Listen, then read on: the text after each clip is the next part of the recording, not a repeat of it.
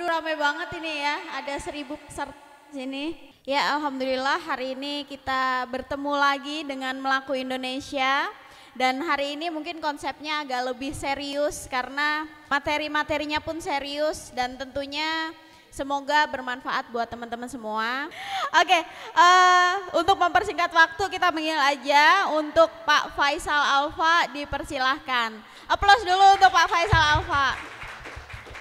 Oke, assalamualaikum Pak Faisal Alfa. Waalaikumsalam Mbak Lala, alhamdulillah. Sehat ya? Sehat, alhamdulillah. Alhamdulillah. Ini tadi kita udah ngobrol beberapa poin di sana dan saya rasa apa yang kita obrolkan tadi cukup menarik dan sepertinya sangat dibutuhkan oleh teman-teman yang baik itu dari mulai yang masih ngerintis bisnis ataupun sudah menjalankan bisnisnya. Karena ternyata konsep marketing itu kan dia berkembang terus gitu loh. Jadi kita tuh nggak bisa kalau zaman dulu kan marketing itu hanya kayak marketing taunya kamu iklan di koran, terus di brosur atau mungkin zaman Facebook, zaman Friendster gitu kan, cuman posting-posting doang, alay-alayan, pakai nama misalkan Alfa Faisal Celalu Cibungut gitu udah cukup gitu ya. Kalau sekarang kan nggak bisa kayak gitu. Nah jadi mungkin nanti bisa dijelasin lebih detail kayak gitu ya. Ya mungkin bisa dikenalkan dulu dirinya siapa dan mungkin langsung dimulai aja materinya ya. Untuk waktu dan tempatnya tak persilahkan. Baik, terima kasih Mbak Lala. Tepuk tangan dulu dong untuk Mbak Lala ya. Ini aslinya pematerinya ya, nyamar jadi host. Baik, terima kasih. Bismillahirrahmanirrahim. Assalamualaikum warahmatullahi wabarakatuh. Alhamdulillah ya, sehat semua ya. Sehat ya, itu kalau dulu kan pertanyaan basa-basi ya kalau dulu itu ya. Sehat ya, sehat. Kalau sekarang itu meaning banget ya pertanyaan ya, sehat apa enggak itu karena bisa membedakan banyak hal gitu. Tadi pagi saya baru kontakan ini Mbak Lala sama Mbak Dea. Mbak Dea ini putrinya Pak Wali karena kita tahu kan beberapa waktu yang lalu dapat konfirmasi kan Pak Wali sekeluarga ketika dites positif gitu. Terus karantina beberapa hari, alhamdulillah kemarin tes yang terbaru udah negatif gitu. Jadi memang pertanyaan sehat itu bener-bener juga sekarang gitu. Karena kayak lingkarannya kan kayak makin mendekat gitu ya nggak sih? Orang-orang yang sebelumnya kita bodoh amat lah, gue nggak kenal juga gitu ya.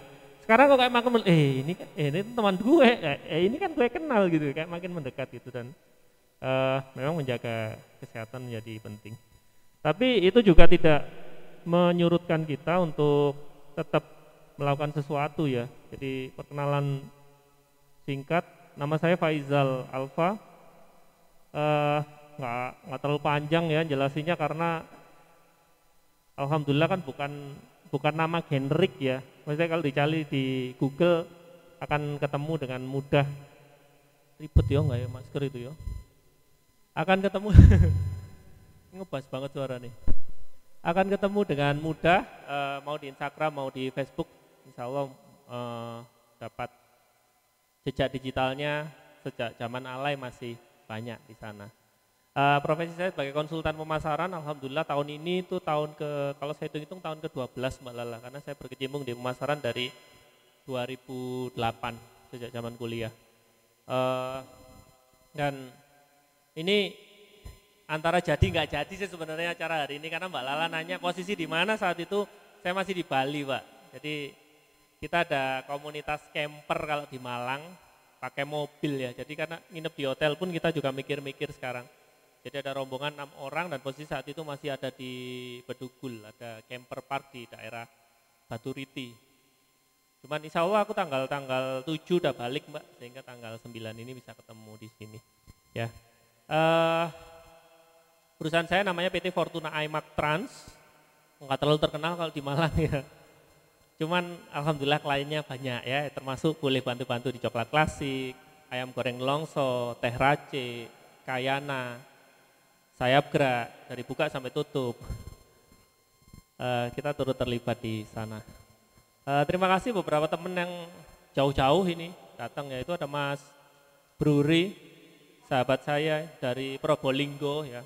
Bukan semangat sih sebenarnya kesini karena di sana nggak ada acara kayak gini gitu. Di Probolinggo nggak ada acara kayak gini. Iya, dia selalu jauh-jauh ke Malang untuk belajar. Kasihan gitu. Di sana nggak ada temannya, kasihan. Datangnya ke Malang ya Mas Bruri. Terima kasih Mas Bruri meluangkan waktu ya. materi tadi sudah saya kirim ya. Iya, materinya mungkin bisa. Boleh dibantu ditampilkan.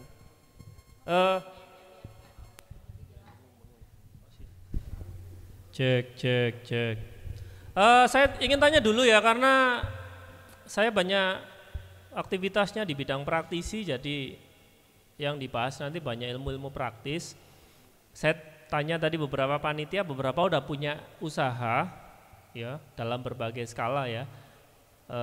Kemudian ada yang belum punya usaha. Apalagi yang bikin acara ini kan juga HIPMI ya, Himpunan Pengusaha Muda Indonesia. Nah, jadi memang konteksnya di kewirausahaan atau entrepreneurship gitu ya. Pada punya usaha enggak teman-teman? Pada punya usaha enggak? Boleh angkat tangan dong yang sudah punya usaha, yang udah ada usaha. 1, 2, 3, 4, 5.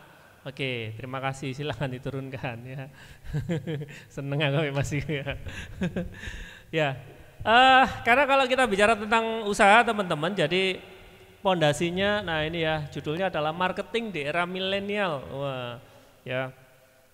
Jadi saya Mbak Lala ini masuk milenial juga sih kayaknya, karena beberapa versi menyatakan milenial itu ya kelahiran mulai 80-an lah ya, mulai 80-an gitu.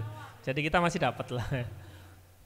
Di era milenial, di mana ini first time ever kita berurusan dengan orang-orang yang sudah kenal digital sedari kecil. Saya Mbak Lala mungkin ketemu digital SMP kali ya, SMP, SMA itu baru Nokia yang kuat banget itu ya, Nokia 3310 itu zaman-zaman SMA. Ya, tapi ini berurusan dengan milenial yang usianya lebih muda tapi lebih canggih gitu. Terus diajak kerja susah nggak mau gitu. Jadi YouTuber aja Pak, uangnya banyak gitu ya. Ngapain kerja kok susah gitu. Kayak orang susah aja. Ya, nama saya Faizal Alfa lah, itu di zoom out dikit ya. Ya operatornya di mana sih? Sana ya? Belakangnya. Oke, boleh di-scroll Mas. Itu pakai PDF ya. Karena aku bikinnya pakai Canva teman-teman, jadi bikinnya di HP. Itu pun dipaksa Mbak Lala, Mas harus ada materinya siap gitu ya. Baru bikin tadi pagi. Agak di zoom out kayaknya Mas. Itu kan meluber kemana-mana tuh. Agak di zoom out, nanti turunnya pakai panah aja. Nah, nama saya Faizal Alfa, teman-teman. Usaha saya Fortuna Electrans, konsultan pemasaran. Nulis buku juga saya, jadi ada beberapa buku kami bawa, itu Mas Widodo di depan ya. Itu bukunya judulnya 3D Marketing di Gramedia ada. Ya. Terus juga 12 tahun mendalami pemasaran. Itu fotonya spesial saya pasang di situ. Karena itu jauh sebelum ibu kota diputuskan di tempat yang baru, yaitu di mana ibu kota yang baru? Kalimantan Timur ya. Kalimantan Timur ya. Jadi jauh sebelum itu alhamdulillah Allah kasih kesempatan kemudahan ke sana di daerah Penajam. Istilahnya di sana Penajam Pasir Utara. Itu dari Balikpapan masih nyebrang pakai speedboat. Ya, dan di sana ada ini kapal kilang minyak ya, kapal kilang minyak di situ. Kebetulan lagi bawa buku juga, jadi foto di sana.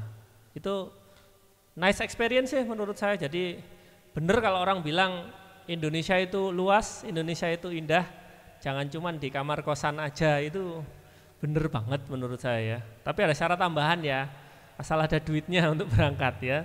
Karena traveling sekarang jauh lebih mahal. Kami kemarin ke Bali pun meskipun bermobil nyebrang kapal masih pakai rapid test kan, lumayan rapid test masih 150.000 juga, semobil orang 4 ya 600.000 juga, setengah juta ya.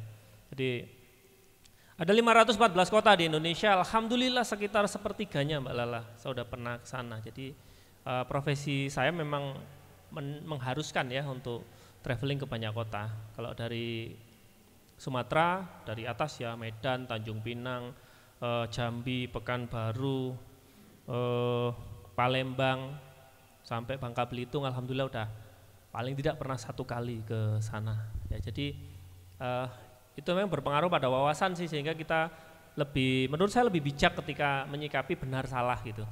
Karena udah ketemu macam-macam kan. Kemarin ke Bali ya, mayoritas non Muslim. Saya pernah ke Manado itu gerejanya segede mall, Ya, Masjid Agungnya segede musola di Manado. Jadi kita jadi nggak terlalu fanatis gitu, udah melihat banyak hal tuh. Alhamdulillah. Materi hari ini kita bicara tentang, boleh dibantu di next Mas. Ya. Jadi kalau bicara tentang pemasaran kan versinya banyak banget ya. Kadang-kadang kita makin belajar makin bingung gitu loh. Waduh pemasaran, waduh susah banget, kompleks banget gitu. Maka saya ditantang oleh teman-teman di kantor, ini termasuk ada Mas Widodo, Mbak Naila, ini juga kita ada banyak urusan gitu. Gimana sih pemasaran itu disampaikan dengan cara yang sederhana, yang simple gitu. Karena apa? Yang belajar ini Pak, panggilnya kalau Malang kan Sam ya. Yang belajar ini Sam Faisal itu nggak pengen jadi pakar kayak sampean gitu, nggak pengen jadi ahli pemasaran kayak sampean, enggak. Kami cuma butuh sesuatu yang praktikal, sesuatu yang bisa kami pahami dengan mudah, terus kemudian kami terapkan di dalam bisnis kami. That's it gitu. Kami nggak pengen jadi penulis juga kok, kami nggak pengen jadi jago marketing juga, tapi bagaimana itu berguna bagi kami. Maka saya ekstrak, saya sarikan itu dalam konsep sederhana, namanya adalah 5 kaidah pemasaran. Kenapa 5? Ya kabarnya kan angka-angka ganjil ini kan magic number gitu loh. Ngapalkan juga nggak terlalu pusing kan gitu, cuma 5 gitu loh. Pancasila ada 5, rukun Islam ada 5 gitu. Sholat 5 waktu gitu, masih nangkep lah kita ya. Yang disarikan, dan itu akan jadi pembahasan kita di hari ini. Studi kasusnya juga nanti akan banyak saya masukkan di sini, dan ini relevan untuk teman-teman yang milenial karena ada unsur digital masuk di sana. Jadi yang pertama adalah kita sebutkannya adalah tentukan target. Ya, tentukan target. Jadi kaidah yang pertama ini tentukan target. Karena kebanyakan orang nyekip ini Mbak Lala. Jadi ngomong marketing mikirnya langsung apa ya, promo apa ya yang viral kan gitu. Langsung lompat gitu loh. Promo apa yang viral, apa yang lagi hit sekarang gitu. Ya saya tanya balik gitu loh. Targetmu apa dulu? Saya membina sebuah mitra penjualan gitu ya, yang anggotanya ibu-ibu itu malah yang anggotanya ibu-ibu ada termasuk Ibu Bruri ya. Ibu Bruri saya masukkan ya. Jadi saya sering jabri-jabrian sama istrinya Mas Bruri. Ya. Jadi ketika saya tanya satu persatu ada sekitar 35 orang dalam satu grup. Nggak banyak sih, cuman kalau dikumpulkan kan satu kelas gini ya 30 orang. Iseng satu hari saya tanya satu persatu, Mak, kan mak toh, saya manggilnya, Mak, sebulan nyari penghasilan tambahan berapa sih? Pertanyaannya simple, sebulan nyari penghasilan tambahan berapa sih? Karena saya sedang mencari pondasi nomor 1, targetnya berapa? Kira-kira Mbak Lala, perkiraannya Mbak Lala, berapa duit mereka cari? 1 bulan, penghasilan tambahan ya, keuntungan, profit, kira-kira berapa? Mungkin 1 juta ya, dugaan saya juga begitu kan? Tapi ternyata jauh lebih menarik. Ada yang cuma nyari 300.000. Dan itu cukup bagi mereka gitu. Boleh nggak? Boleh aja. Wong mereka yang punya target kok. Karena mereka pada prinsipnya sebenarnya nggak cari duit. Perempuan itu kan menurut saya, perempuan itu kan bukan tulang punggung kan. Ya kan? Yang tulang punggung kan cowok-cowok ini nih, ya. Perempuan kan tulang rusuk, sifatnya adalah supporting. Ya enggak? Mensupport tulang punggung. Makanya dia penghasilan tambahan kan memang ya pengen belanja di Shopee pakai duitnya sendiri kira-kira kayak gitu kan, boleh-boleh aja. Targetnya cuma 300.000 Mbak Lala. Tapi ada yang 1 juta, exactly ada. Ada yang 3 juta. Ada yang nyari 5 juta Mbak Lala. Ini di grup yang sama nih. Ada yang 20 juta maunya keuntungannya. Di grup yang sama gitu. Makanya bisa saya samakan enggak treatmentnya? Enggak bisa, karena dari jawaban mereka kemudian saya bikin klasmen. Oh ini yang nyari di bawah 1 juta tak kumpulin. Nih grup newbie lah kira-kira kayak gitu. Nih di bawah 1 juta. Terus yang ada kisaran 1 sampai 5 juta ya medium lah. Terus ada yang di atas 5 juta saya sendirikan. Saya treatment saya sendirikan. Jadi poin pertama adalah target. Targetnya berapa? Karena saya punya kutipan yang saya yakini yaitu tujuan menentukan upaya. Tujuan menentukan upaya. Kalau tujuannya tadi ke Crystal King Tidar, kalau tadi di petanya Crystal King Puncak Mandala, ya maka upaya saya ya udah tadi jam 9 aku baru berangkat, nyampe lah sampai sini jam 10. Tapi kalau bedanya kemarin kami mau berangkat ke Bali dan lewat utara ya, lewat daerah Bedugul yang bergunung-gunung itu ya, kami spare waktu sekian belas jam. Tujuan menentukan upaya. Terus nomor 2 adalah pilih tipe konsumen ideal. Ini yang menurut saya pemahaman sangat menarik gitu ya. Crystal King ini saya yakin tidak ditujukan untuk semua orang. That's the point. Crystal King ini tidak ditujukan untuk semua orang. Coklat klasik tidak ditujukan untuk semua orang, hanya orang-orang spesifik ya. Perusahaan kami pun tidak menangani semua klien. Aku nggak menangani klien properti. Lain. Aku nangani klien F&B. Jualannya 10.000, 15.000, 25.000, 50.000. Lain, jualan properti minimal berapa? 300 juta kali. Rumah di Malang mungkin 500 juta, 700 juta. Lain sekali. Jadi memilih, ini akan menentukan memilih ruang bermain kita, playing field-nya kita. Karena ini saya asumsikan usianya rata-rata di bawah 30 ya. Benar, ada yang lebih dari 30? Selain Mas Bruri. Jadi fasenya kalau menurut saya usia 20 sampai 30 tahun itu adalah masa pencarian. Terserah kamu akrobatlah apapun gitu. 20 sampai 30 itu adalah masa pencarian. Kamu ingin jadi apa atau nyoba jadi apa itu do whatever you like lah. 20 sampai 30. Tapi pesen saya ini nggak harus sih, kan bisa milih teman-teman. Begitu masuk di 30 mesti sudah settle dulu. Kamu itu maunya dikenal sebagai apa? Saya yakin fasenya Mbak Lala juga sama. Begitu 30 ya wis, inilah jalan ninjaku kira-kira begitu ya. Udah tentuin di usia 30. Karena ngerubah di fase itu agak susah. Ya, komennya udah ketuaan gitu ya untuk melakukan akrobat gitu. Potensi gagalnya juga akan lebih beresiko karena dampaknya tidak hanya pada diri sendiri, tapi ada keluarga. Ada istri, ada anak, ada suami, ada anak, ada orang tua, ada mertua gitu. Jadi lebih kompleks. Makanya manfaatkan betul 20 sampai 30 tahun. Ya, bermanuverlah sesukamu. Anggap pesawat itu pesawat tempur. Pesawat tempur itu mau manuver akrobat balik terserah, maksimal pilotnya kan 2. Ya kan? Terserah aja. Tapi begitu 30 ke atas menurut saya itu sudah pesawat penumpang. Penumpangnya udah jauh lebih banyak sehingga guncangan kecil aja itu udah istighfar semua satu pesawat. Astagfirullahaladzim itu. Turbulensi biasa aja gitu ya. Apalagi yang baru pertama kali naik pesawat itu kan ngerinya ngeri banget gitu. Padahal statistik menunjukkan naik pesawat itu jauh lebih aman daripada naik bis. Bahkan lebih aman daripada naik motor. Seriously, statistik berbicara. Berapa kali penerbangan dan berapa kecelakaan? Jauh sekali. Lebih berbahaya naik Honda Beat itu loh. Lebih berbahaya itu. Ya. Tapi begitu nggak pernah naik, ngeri-ngeri sedap juga, cuman goncangan kena awan gitu aja udah. Karena apa, begitu jatuh ya, ya ambiar, ketinggian segitu ya. Nomor 3 adalah rancang program teman-teman. Artinya begini loh, ini pemikiran yang runtut banget. Kalau ngerancang program itu sesuaikan dengan nomor 2, sesuaikan dengan tipe konsumen idealnya. Jadi programnya jangan sesuai dengan karepmu, programnya jangan sesuai dengan keinginanmu, tapi sesuaikan dengan siapa yang kamu sasar. Sama gitu ketika saya membina emak-emak, saya selami dunianya emak-emak. Emak-emak itu maunya apa sih, pinginnya apa sih. Programnya saya sesuaikan dengan itu. Ya. Baru nomor 4 adalah buat konten. Nah ini anak-anak muda sebenarnya banyak ngumpul di nomor 4 ini. Ya, Naila ini konten kreator.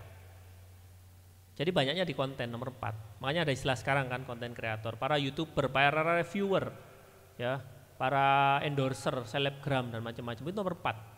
Mereka adalah para konten kreator. Karena apa ya, possibilities-nya, kemungkinannya itu sekarang nggak terbatas banget gitu. Dengan TikTok itu misalnya kamu begini di editan model opo itu prinsipnya bisa. Tapi konten jangan cuma sekedar konten gitu. Pastikan kontennya sesuai dengan nomor 3. Programnya apa? Programnya apa sesuai nomor 2. Tipe konsumen ideal yang disasar siapa? Tipe konsumen apa? Kaitkan nomor 1. Lu targetnya apaan? Targetnya berapa gitu. Jadi insya Allah sangat mudah dipahami, sangat mudah diikuti ini.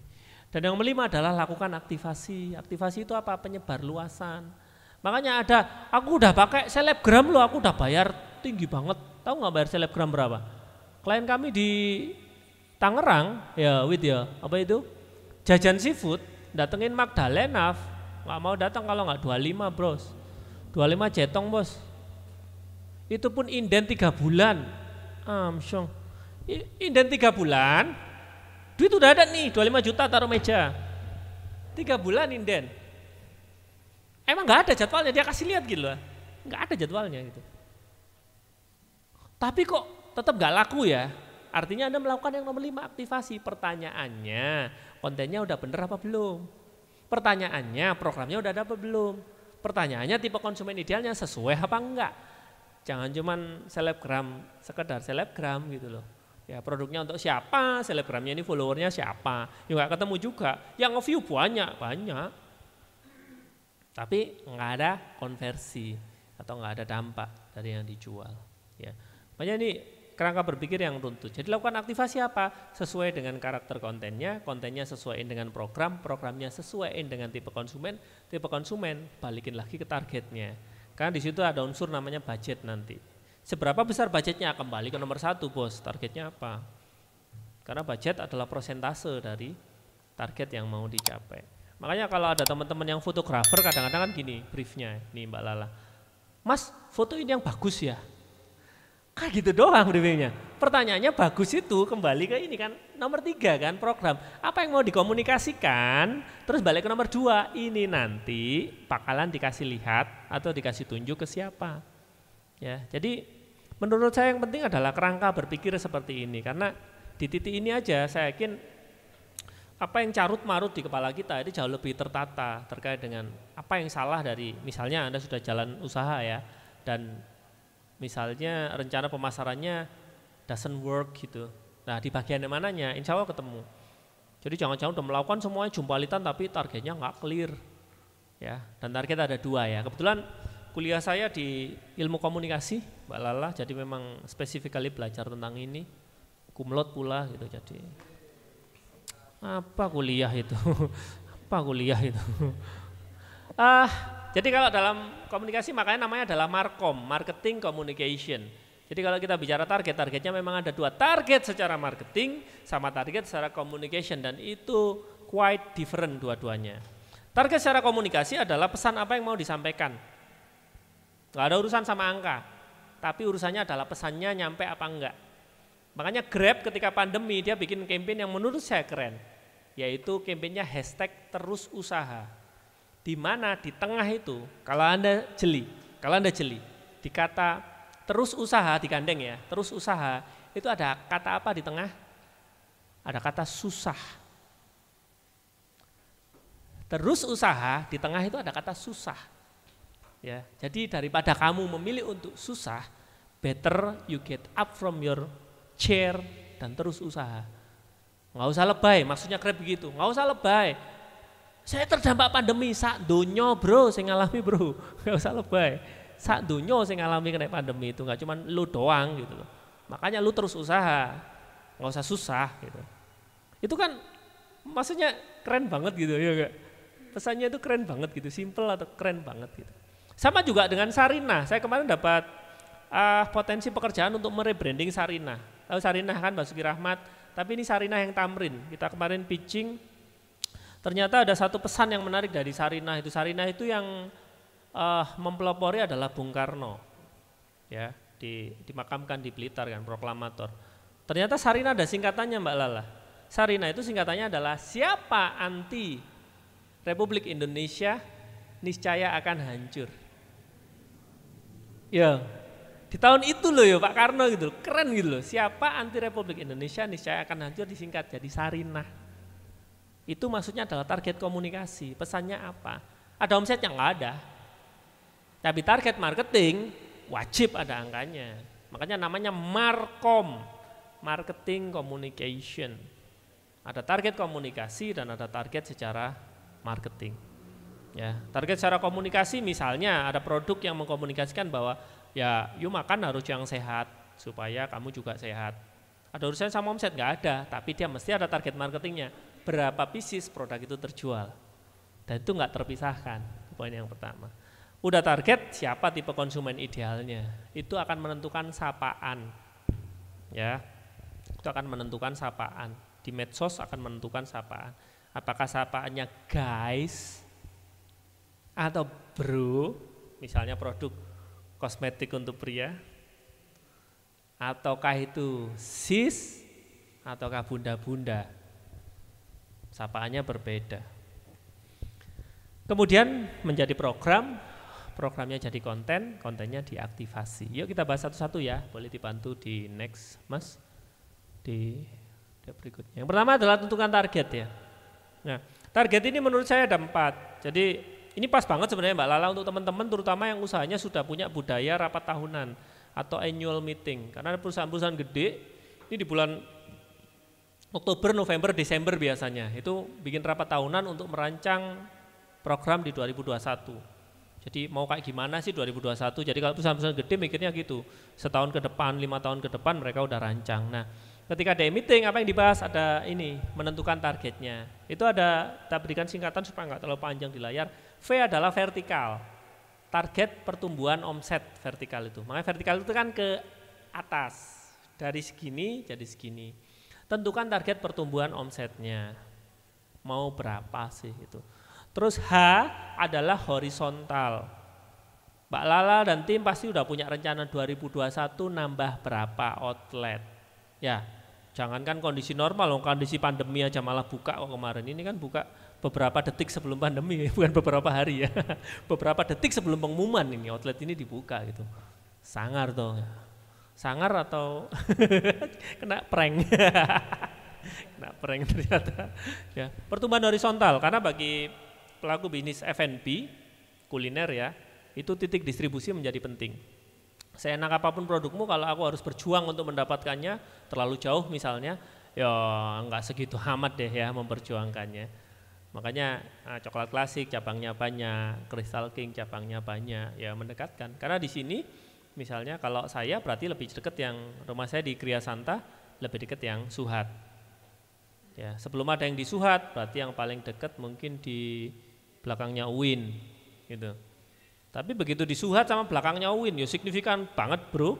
Mau ke belakangnya UIN kan mesti menyeberangi hutan belantara bernama Jembatan Suhat. Sekarang kan nggak usah. Jadi H adalah horizontal. DK ini adalah data konsumen.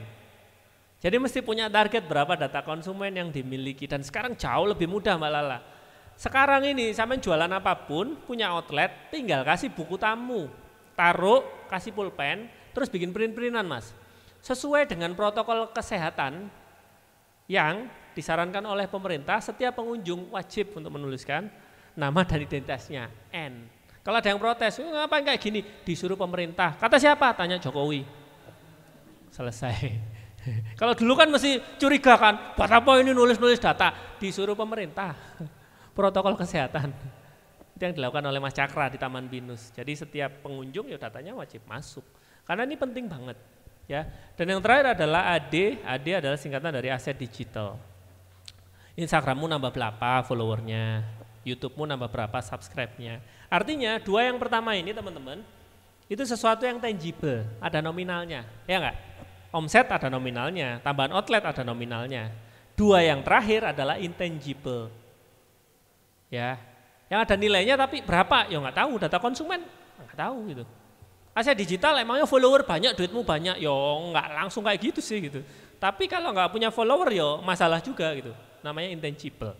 Ya, jadi yang pertama tentukan target dulu. Jadi kan biasanya gambar dulu ini kita masukkan di Excel dari berapa jadi berapa, tentuin dulu. Karena sekali lagi tujuan menentukan upaya. Seberapa serius Anda menentukan tujuan, yo nanti upayanya akan ngikutin.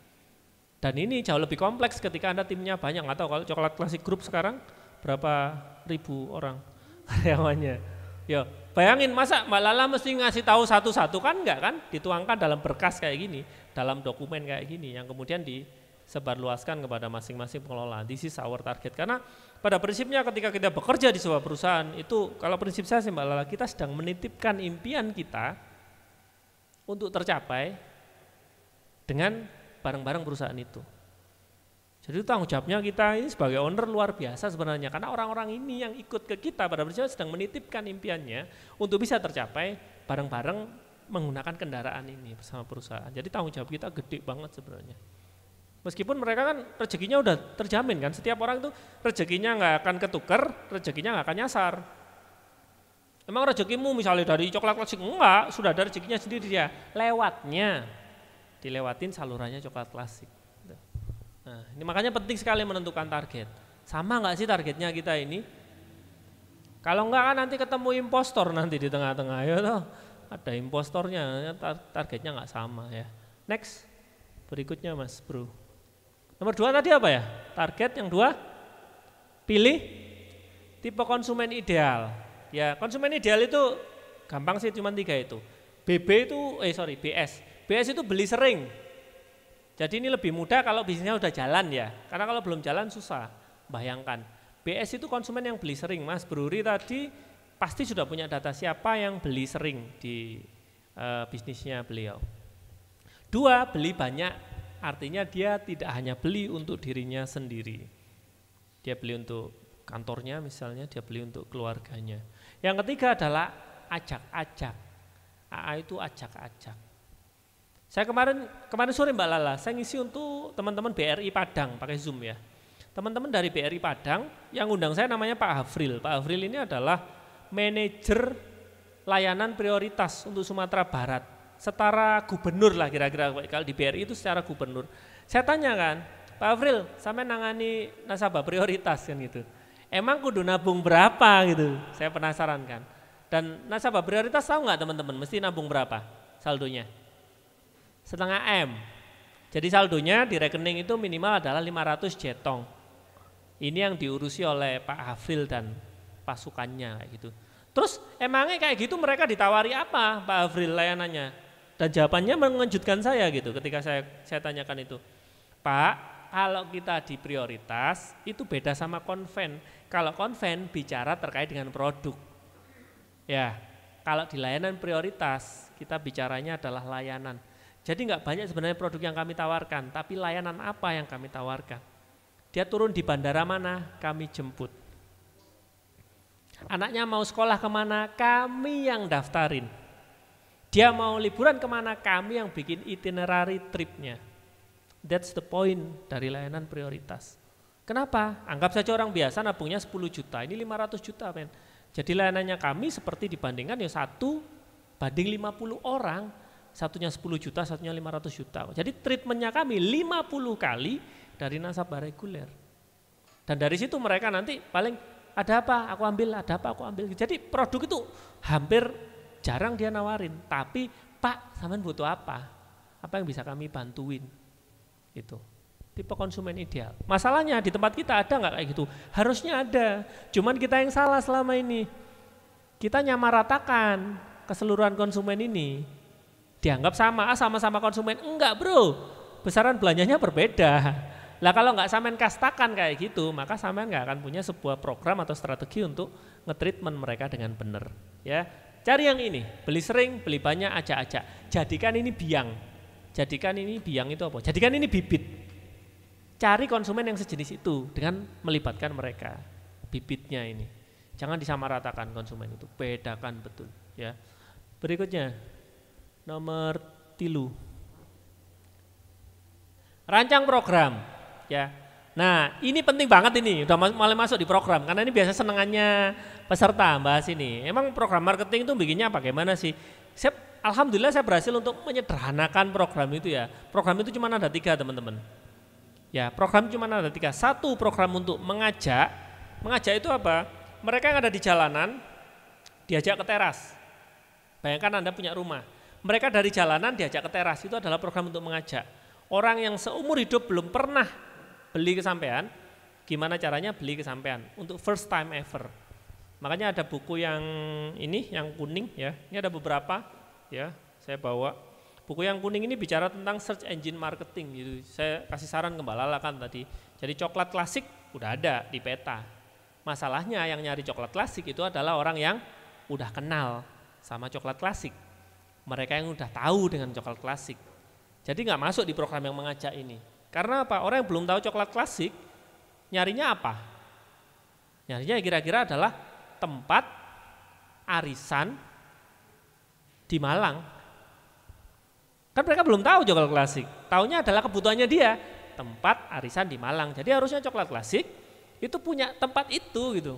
Yang di map itu dicari namanya adalah tempat arisan di Malang. Ngeselin kan? Namanya adalah tempat arisan di Malang, tapi lokasinya coklat klasik. Teleponnya coklat klasik, fotonya coklat klasik. That's the point. Karena membuat orang yang belum pernah belanja, itu jadi belanja.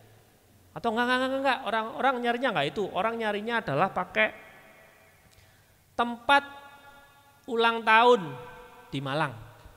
Karena beberapa punya meeting room kayak gini kan.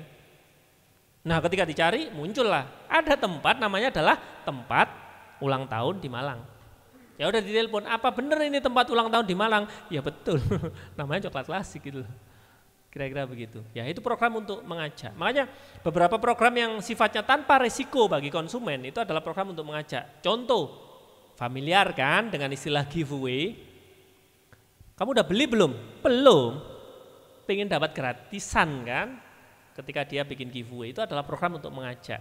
Orang dari jalanan dibawa ke teras, belum masuk ke ruang tamu, baru masuk di teras. Nah dari situ nanti akan terseleksi, misalnya dapat giveaway datang nukerin ke Crystal King sambil beli. Dia dapat gratisannya 1 cup, terus kemudian sama beli buat bawain orang rumah. Maka di situ dia masuk program yang kedua. Bagaimana orang yang dari teras tadi memutuskan untuk masuk ke ruang tamu, disuguhi, dirawat. Ya, program untuk merawat apa? Contohnya kayak gini. Ada Mas Deta, teman kita di komunitas ya. Mas Deta ini punya cuci sepatu di Mall di Noyo. Ya, dan dia sudah menemukan tipe konsumen idealnya namanya adalah Mbak Selvi.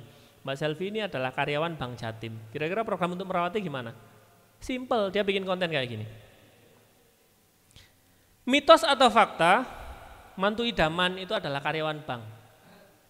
Very specific, very specific. Selfie, happy enggak? Happy banget, seolah-olah konten itu memang specifically khusus ditujukan untuk selfie, dan itu yang benar. Bodoh amat lah ini selfie, karena sudah terbukti tipe konsumen idealnya adalah selfie. Kalau kita udah tahu selfie kerja di Bank Jatim, berarti kita tahu enggak selfie gajiannya tanggal berapa? Exactly, mesti ada tanggalnya kan. Sehingga di hari dia gajian, bikinlah status di media sosialnya misalnya kayak cie yang gajian hari ini. Jadi so connected gitu. Ini ilmunya saya peroleh ketika saya dulu kerja di radio Mbak Lala. Saya kerja di radio, bos saya namanya Pak Pambudi, orang Surabaya. Dia bilang kayak gini, Sal, kamu gak akan berhasil kalau kamu mencoba berbicara dengan semua orang. Kalau kamu jadi penyiar, kamu akan berhasil kalau kamu punya sosok imajiner. Kamu berbicara dengan siapa, it will works. Kenapa? Misal saya gunakan sosok imajinernya Mbak Lala. Maka saya ngobrol secara intens dengan Mbak Lala.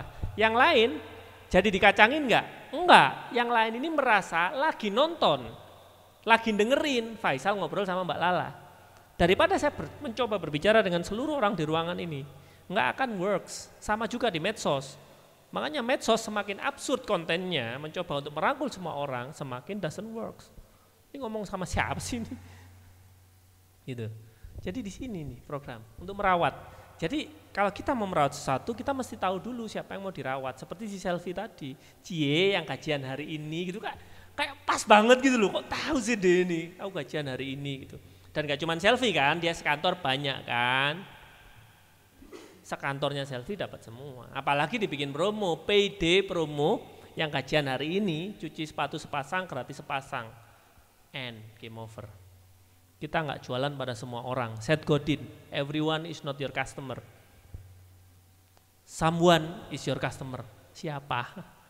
Gitu, siapa? Jadi tipe konsumen ideal saya untuk yang mama namanya adalah Mbak Mega. Mbak Mega ini tinggal di Sangatta, tahu Sangatta ya, Kaltim. Balikpapan, Samarinda, Bontang, Sangatta. Oh, waduh pokoke rono iku. Waduh wis. Kamu budal nom ngono kok kono tuwek wisan. Saking adohe. Terus di sana itu buaya masih ada Mbak Lala di jalanan, street like this gitu. Jadi ada mobil itu berhenti dulu, ada buaya nyebrang. Literally ya, bukan cowok nyebrang itu enggak gitu ya. Buaya literally gitu.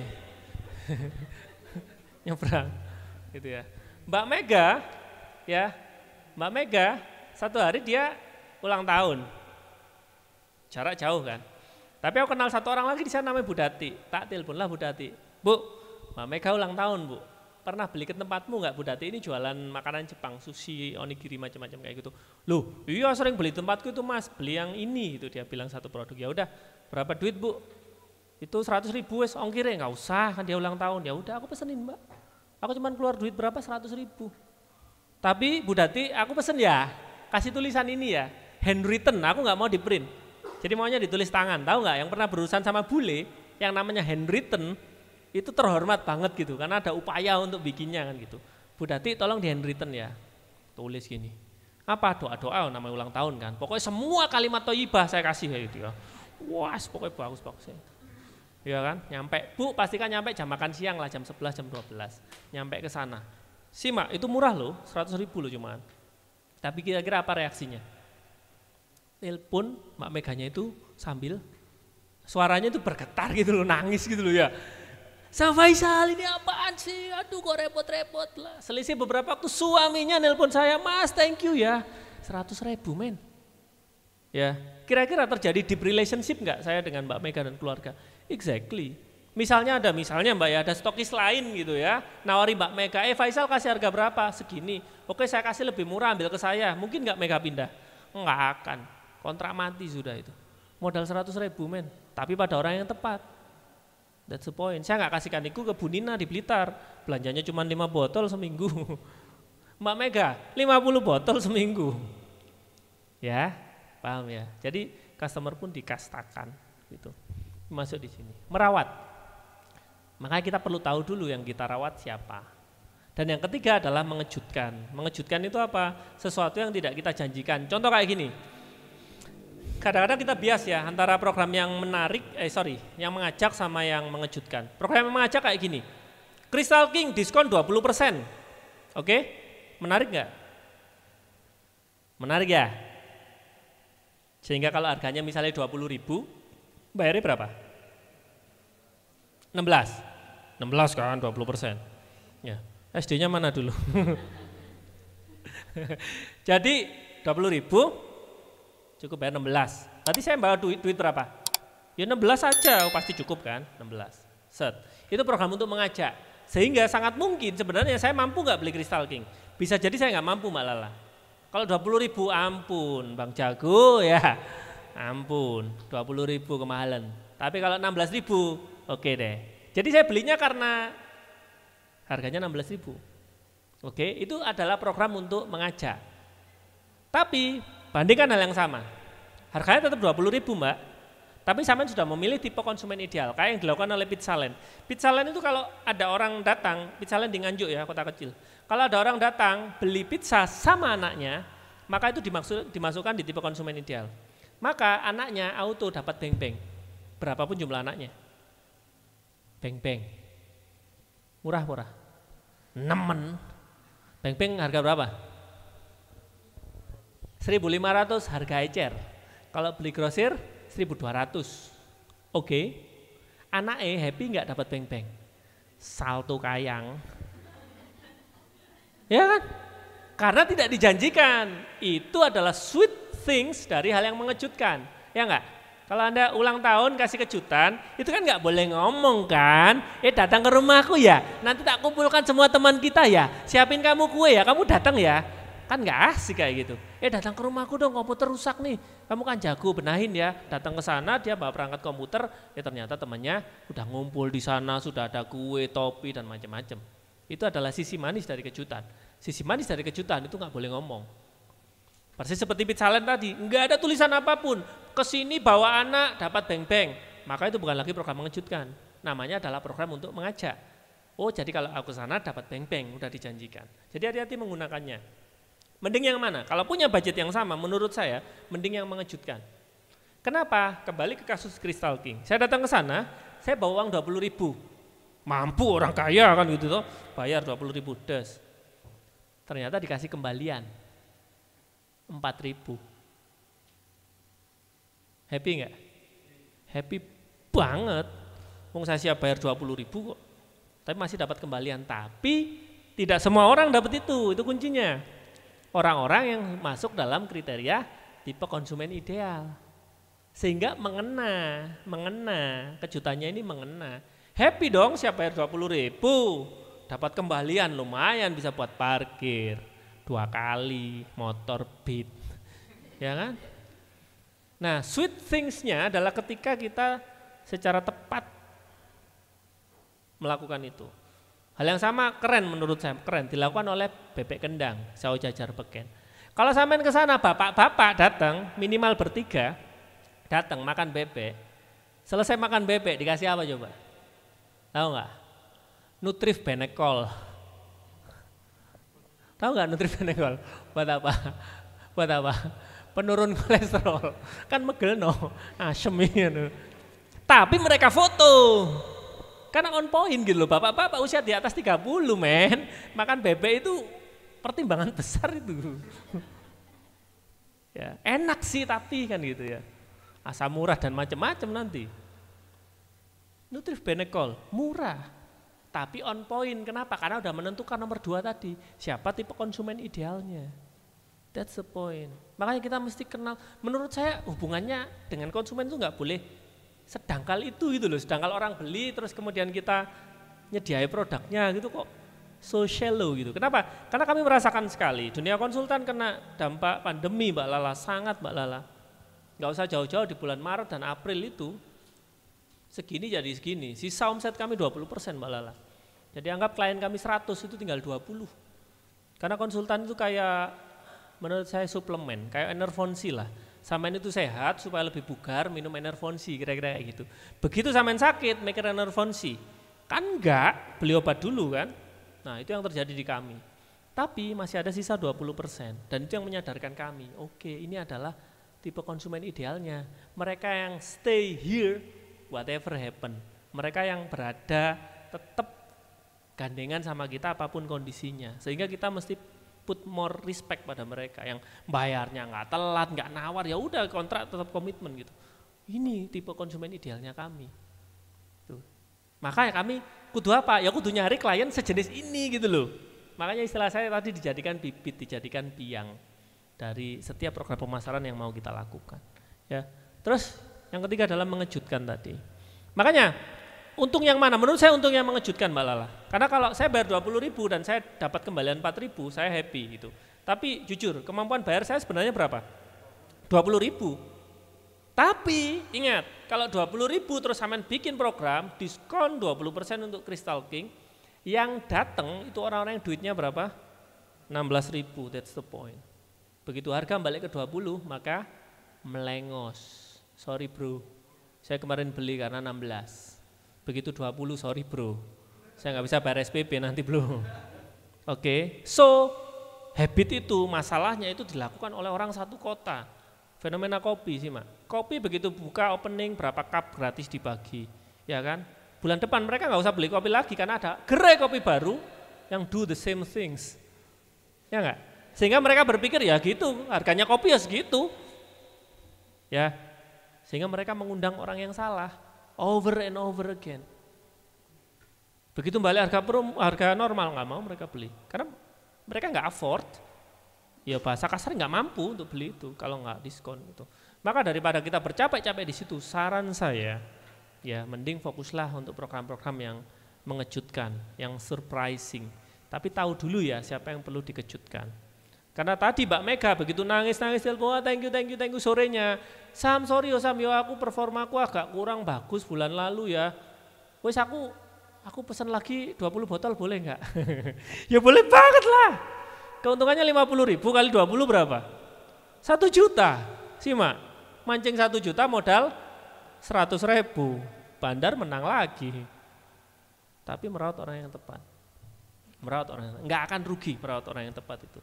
Real customer kita, bukan customer yang fake ya. Ya gampang lah Mbak Lala bikin aja buy one free one lah, antri itu kayak upacara bendera. Besoknya kayak kuburan meneh, wong yang diundang orang yang salah. That's the point ya. Kita mesti belajar dari itu. Kenapa? Karena persaingannya luar biasa kan, dan perilaku itu tanpa disadari diedukasi bareng kan. Outlet baru kan, wah kita lagi promo, ya wis gak apa-apa ajar dulu gitu ya. 2 bulan lagi dia tutup.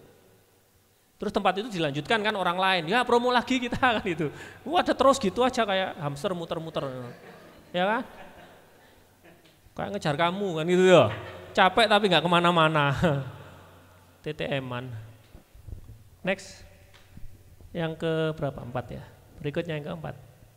Nah yang keempat adalah buat konten ya. Nah konten ini saya sampaikan 3 itu karena ini kan urusannya milenial ya. Yaitu konten tetap offline, tetap teman-teman relevan karena tidak semua orang terjangkau secara online. Terus ada omni itu maksudnya begini, konten yang offline tapi dijadikan online gitu loh. didokumentasikan. Jadi kan sebenarnya ini kan acara offline kan.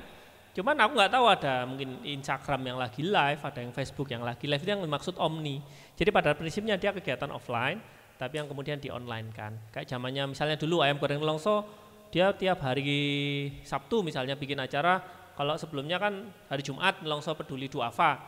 Terus kemudian saya usulkan, ganti aja Mas Nanang hari Sabtu, kenapa? Nelongso Peduli Jomblo. Jadi harinya hari Sabtu gitu kan. Jomblo kan kasihan kalau nggak ada yang ngingetin makan kan bisa mati dia, nggak makan dia. Kita kasih makan gitu, Nelongso Peduli Jomblo. Itu kan acaranya offline keliling kampus. Jadi kita biasanya bikin postingan di hari Rabu atau Kamis gitu ya. Nelongso Peduli Jomblo mau masuk di UMM nih hari Sabtu.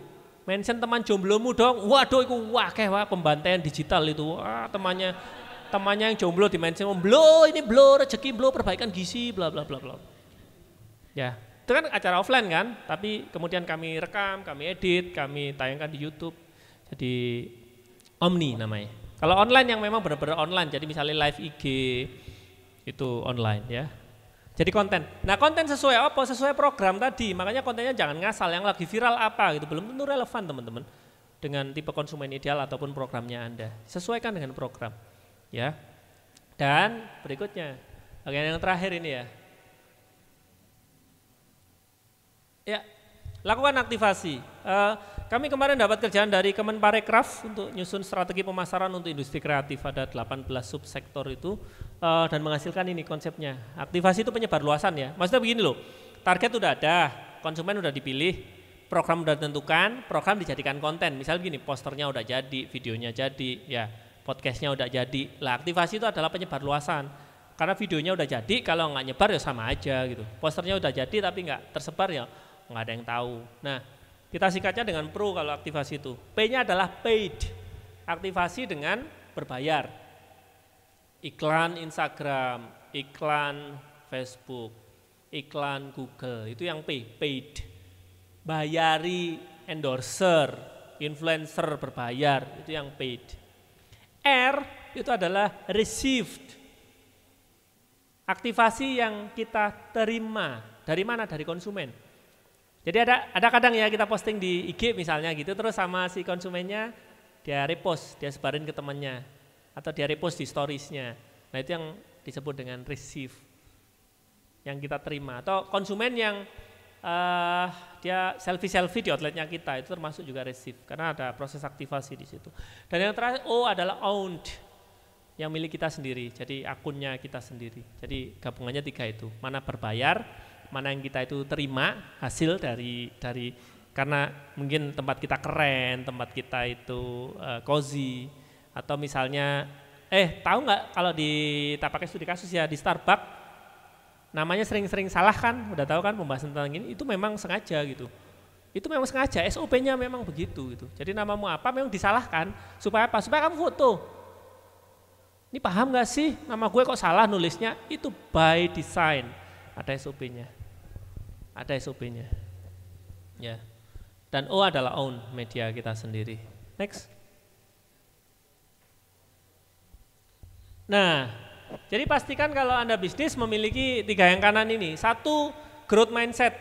Ya, pingin manfaatnya lebih luas. Karena setahu saya orang-orang yang punya cabang banyak ini bukan kurang sugih. Seriously, saya kenal personal dengan Mbak Lala, Coklat Klasik, saya kenal personal dengan Mas Nanang, Ayam Nelongso, saya kenal personal dengan Cak Eko, ownernya Terace, saya kenal personal dengan Pak Ivan, ownernya Kayana, kami satu komunitas. Itu menurut saya buka cabangnya itu Mbak Lala, bukan karena kurang sugih. Gue sugih wong-wong gue. Tapi apa? Mereka udah selesai dengan dirinya. Maksudnya begini loh, dia punya kru waiter, pengen jadi kapten pengen jadi manajer outlet. Manajer outletnya masih bagus, gimana coba pilihannya? Ya buka cabang baru kan, manajer yang bagus taruh sana, kasih tantangan baru, kapten naik jadi manajer, waiter naik jadi kapten gitu. Karena yang kerja di dapur misalnya yang jadi DJ itu, ya cuci piring, kan nggak pengen selamanya jadi cuci piring kan gitu loh. Tapi kalau posisi di atasnya masih bagus ya mau nggak mau gitu, sehingga ya memang kita ini kan ambil posisi sebagai kingmaker kan. Kita ini menciptakan raja-raja, kita mengkader pangeran-pangeran untuk menciptakan raja-raja gitu. Jadi mereka ini orang-orang sudah punya, menurut saya adalah growth mindset gitu. Jadi misalnya McD itu ownernya adalah orang muslim, menurut saya dapat pahala jariah loh sampai sekarang gitu. Ya enggak? Ya seperti Mbak Lala misalnya, ya misalnya Mbak Lala udah nggak ada kelak gitu ya, cik suwe kok sampean Mbak ya. Nggak ada gitu kan. Nah, itu usahanya masih ada, itu kan masih memberikan kemanfaatan. Ya kayak saya kemarin lah ke makamnya Bung Karno gitu, saya ziarah gitu. Bung Karno udah meninggal tahun berapa coba? Tapi di situ jadi pasar, di situ jadi apa gitu. Menurut saya pahalanya masih tetap mengalir gitu. Growth mindset. Jadi orang-orang yang sudah selesai dengan dirinya menurut saya. Sehingga mereka mendedikasikan dirinya, ya kayak gini lah, ini bikin acara kayak gini saya yakin Mbak Lala kan jauh lebih banyak repotnya daripada dapat benefitnya, saya yakin. Ya kan, tapi kenapa melakukannya? Karena sudah selesai dengan dirinya. Terus yang kedua adalah teachable. Saya yakin seluruh di ruangan ini teachable. Buktinya apa? Anda datang ke sini, teachable itu mau diajari, bisa diajari, mau belajar. Cuman biasanya kepentoknya di nomor yang 3. Resourceful. Resourceful itu apa? Mau untuk, bahasanya kayak ini, teachable itu mau dikasih resep. Resourceful itu mau nebus enggak resepnya. Itu urusan yang berbeda, men. Ya. Ini bisa jadi satu ruangan ini dapat materi yang sama, tapi pulangnya jadi apa? Itu yang nomor 3, resourceful. Pebisnis pun banyak yang begitu Mbak Lala. Ketemu dengan kami ngobrol, paham, ya gitu ya. Dikerjakan enggak gitu. Bodoh amat. Resourceful. Ya. Nah, resource apa yang perlu disiapkan? Ini 1 tim, 2 tools, 3 timeline, 4 budget, 5 adalah dashboard atau alat pantaunya. Ini butuh duit semua ini yang sebelah sini. Makanya saya gunakan namanya adalah resource. Ini sumber daya yang perlu disiapkan. Timnya ono enggak? Toolnya begini loh. Toolnya itu sesimpel mau nyetak brosur enggak? Duit juga. Mau bikin konten enggak? Duit juga. Pakai talent. Timeline, mau disiplin enggak waktunya? Duit juga. Kan harus ada yang melakukan. Budget pasti pengalokasian dan dashboard alat pantau ya. Ada ilmu bagus namanya adalah Scrum, nanti dicari aja di YouTube. SCRUM tulisannya, Scrum. Tentang cara kerjanya teman-teman di software sih sebenarnya, tapi bagus. Saya terapkan juga di tim. Scrum. Jadi dia bagi bahwa pekerjaan itu ada yang item pekerjaan akan dikerjakan, sedang dikerjakan, selesai dikerjakan gitu ya. Jadi nanti kayak mindah-mindah game gitu loh. Ya dari kita tahu siapa yang ribet kerjanya enggak jalan-jalan. Dan terakhir, nah ini modelnya ya, naik dikit. Nah modelnya jadi gini, ini kayak circle gini loh. Jadi target ditujukan kepada tipe konsumen ideal, dari situ bikin program, dari program hasilkan konten, dari konten lakukan aktivasi, nanti direview lagi di targetnya. Dan supaya itu bisa muter mesinnya di tengah ini, mesti ada timnya, toolnya, timelinenya, budgetnya, dan dashboardnya. Ya, scroll lagi ke bawah. Ini nanti filenya di copy aja nggak apa-apa di mana? Ini ya laptop ini atau sono, terserah lah. Atau minta dikirimi ya. Terima kasih, nama saya Faisal Alfa. Itu HP-nya di WA aja sekarang ya, namanya sampean sama usahanya apa nanti tak save di kontak saya karena lagi ngumpulin kontak juga. Ya. Terima kasih. Saya tutup dengan pantun. Nanti ada tanya jawab silakan ya. Tahu kan kalau pantun yang di Facebooker itu tahu kan? Karena apa? Batu bukan sebarang batu, cakep gitu ya. Siap. Rambut diikat jangan diurai. Opo. Semoga bermanfaat. Thank you and goodbye. Terima kasih. Assalamualaikum warahmatullahi wabarakatuh. Wow, luar biasa banget ya teman-teman. Inilah kenapa saya hadirkan beliau yang jauh-jauh kemarin dari negeri seberang. Saya suruh pulang cepat-cepat karena harus mengisi materi ini ke teman-teman karena semua isinya daging gitu ya. Karena selama ini tuh memang benar-benar kita itu kayak kosong aja gitu. Biasanya kalau teman-teman yang memulai bisnis atau punya bisnis, mikirnya itu hanya konten doang gitu mas.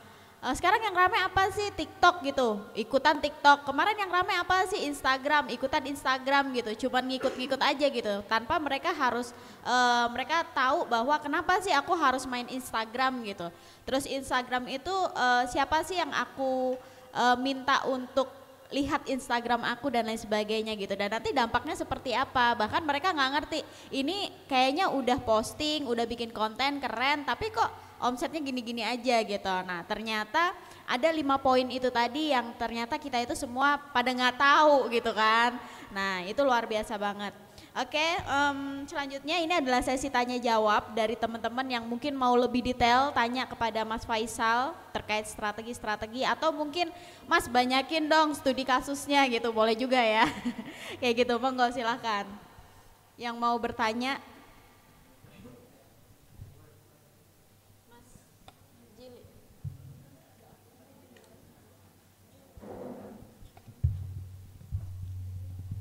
Akunnya di follow ya, Alfa Faizal. Akun baru kasihan, followernya masih sedikit banget ya. Alfa Faizal. Iya, boleh banget di follow dan yang mau di mentoring sama Mas Faisal boleh juga ya.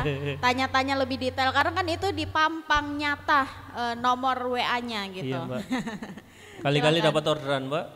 Saya pengusaha terdampak pandemi. Iya, Mas, silakan Mas. Namanya siapa? Baik, terima kasih atas kesempatannya. Perkenalkan, nama saya Argi.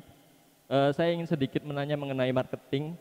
Langsung saja, mungkin apakah ada tips and trick untuk konsep marketing itu yang low budget akan tetapi high impact seperti itu? Atau kita harus menggunakan hal-hal konyol yang viral atau yang lain sebagainya untuk tujuan dari marketing kita itu sendiri? Mungkin itu saja, simple. Terima kasih.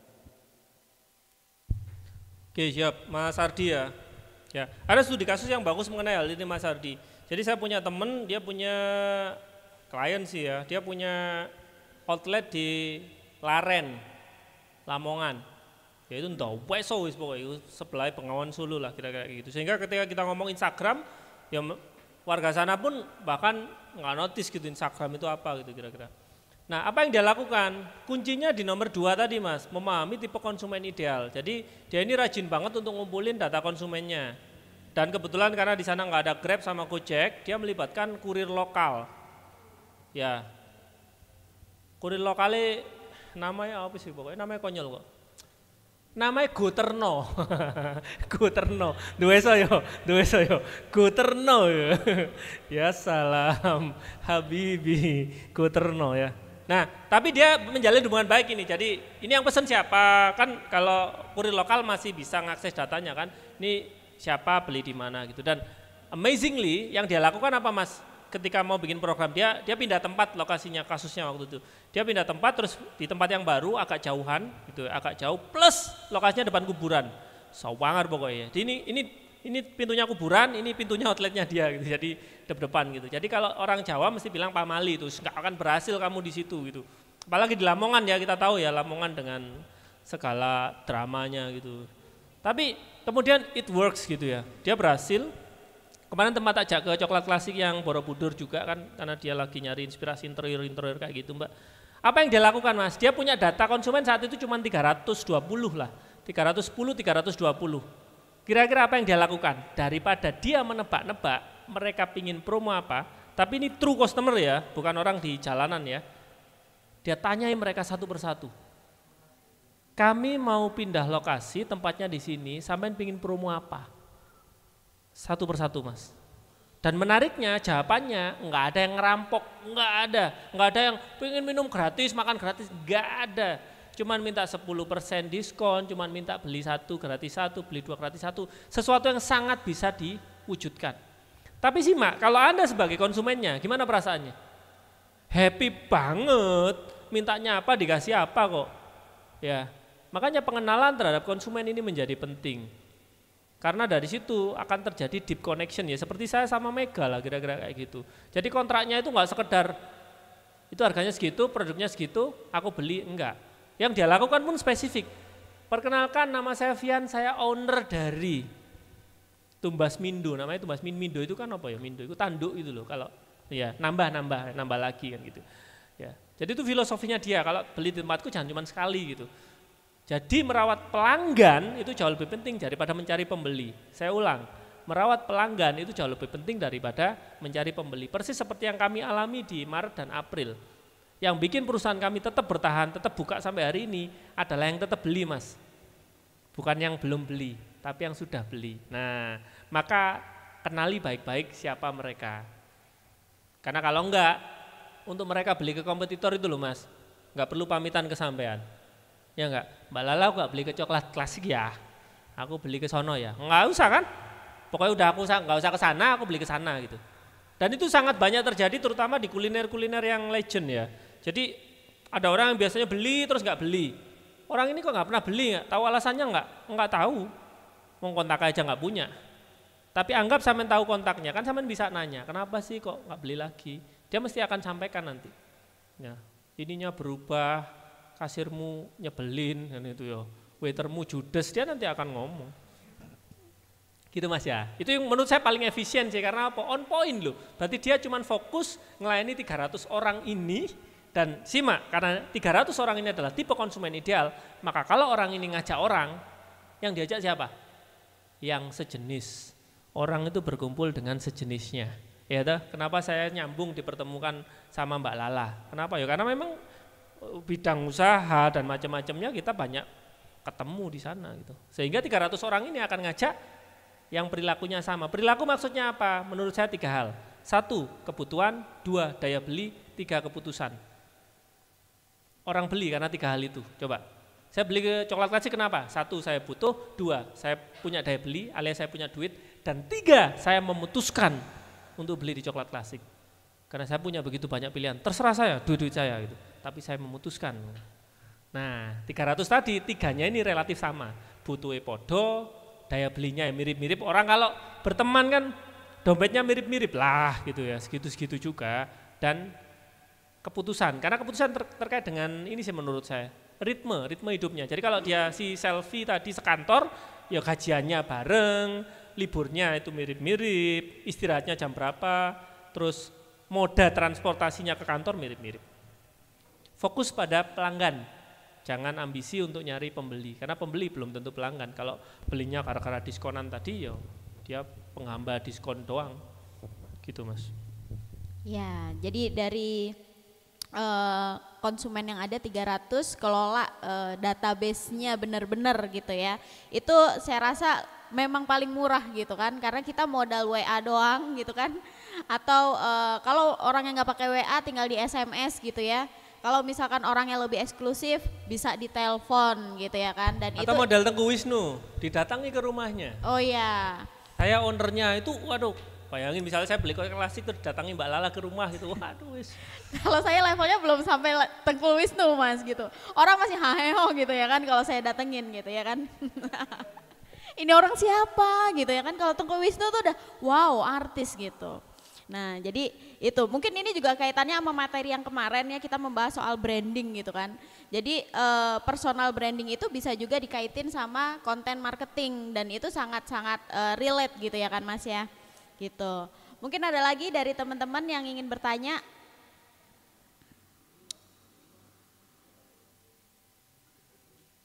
Next. Yang belakang juga boleh nanya kok. Ya, yang belakang. Yang belakang itu teman-teman HIPMI Network ya.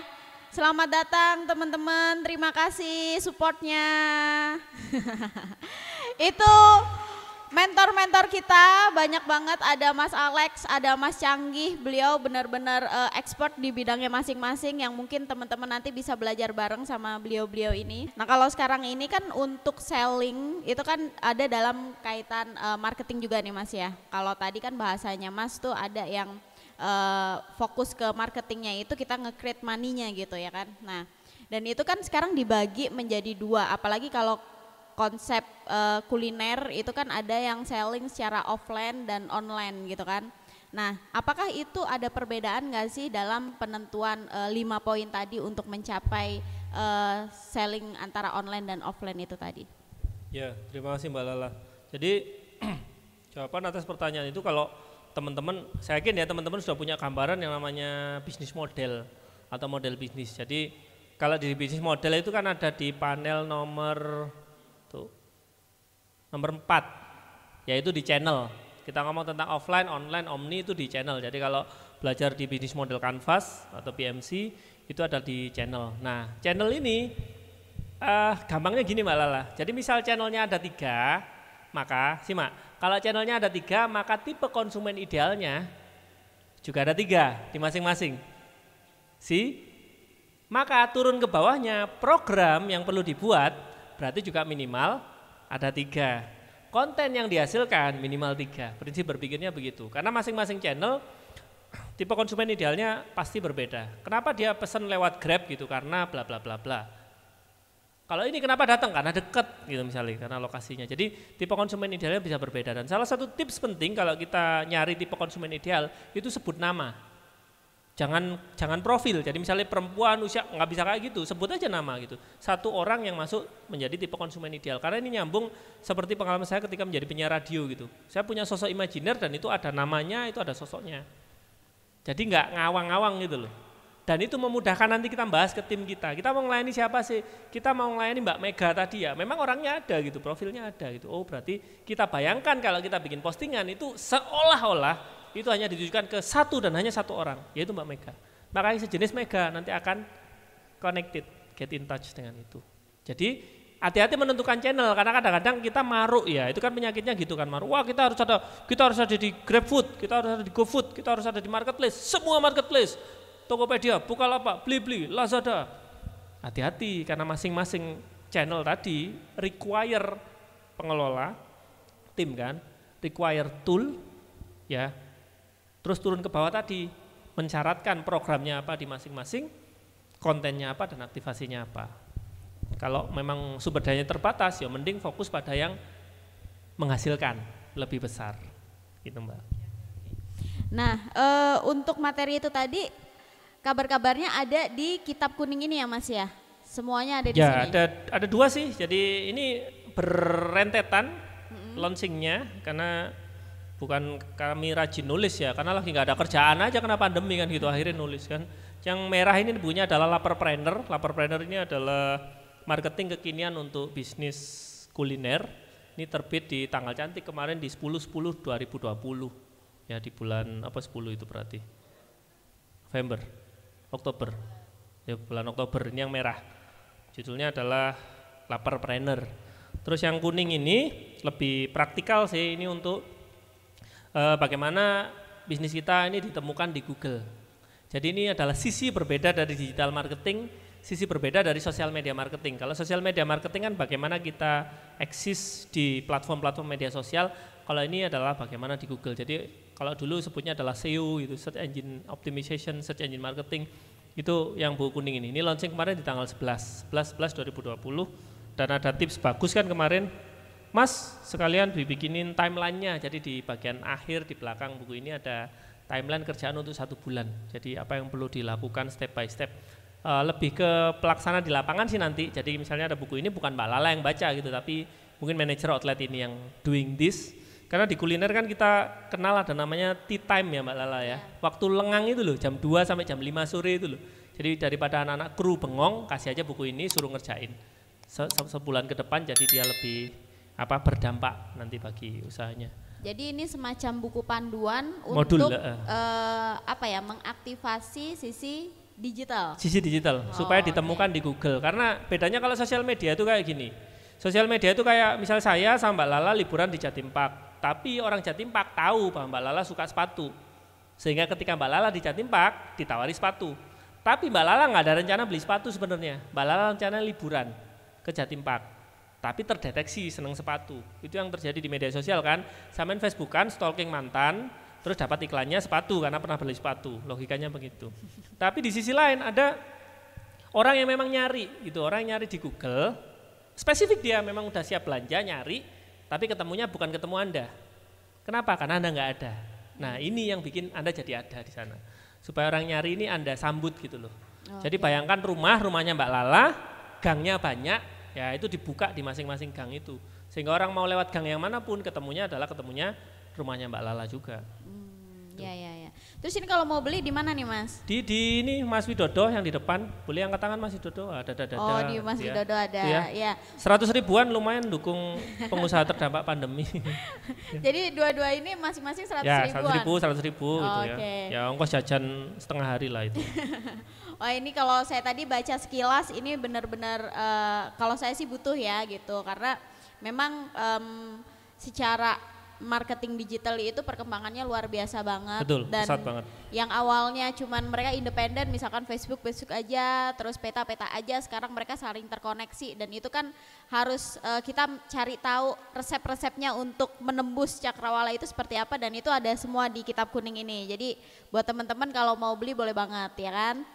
Terima kasih banyak untuk Mas Sama-sama, Faisal. Mbak Lala. Applause buat Mas Terima Faisal. kasih teman-teman dari IPMI, thank you. Oke.